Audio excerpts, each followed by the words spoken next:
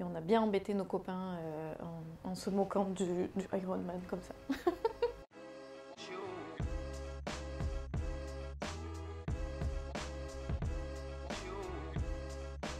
Alors le premier film, c'était une anecdote parce que je pense, dans mes souvenirs en tout cas, j'étais au collège, je voulais aller voir Titanic, The Titanic.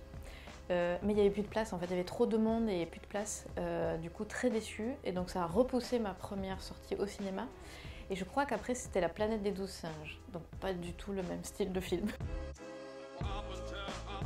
Ah si, c'était Cruella, avec les enfants. Qui êtes-vous? Votre allure m'est vaguement familière. Ça m'étonne. C'est l'allure d'une reine. Très réaliste, et puis ce côté, pourquoi elle est méchante en fait, cette Cruella, et de raconter la vie qu'elle avait avant et pourquoi elle est arrivée là, c'est quelque chose que j'aime bien, comprendre un petit peu.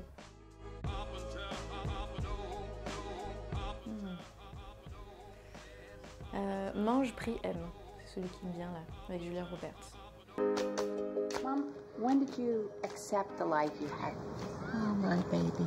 Always searching for something. Quête de vie, voyage, bonne humeur.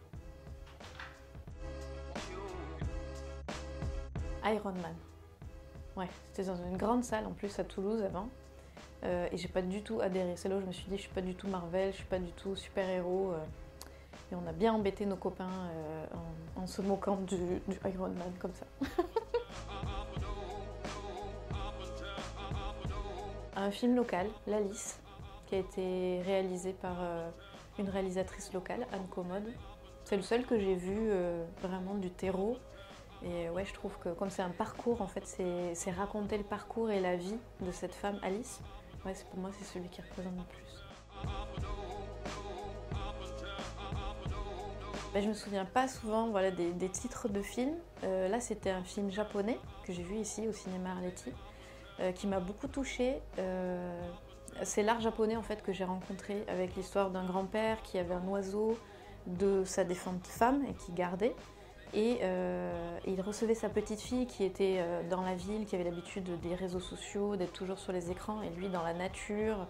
Et il y avait cette rencontre de ces deux êtres, de même famille mais d'univers totalement opposés. Et va naître quelque chose de très sensible. C'est vrai que c'est cette sensibilité-là que j'aime bien au cinéma. Et d'autant plus dans un cinéma avec des salles petite échelle.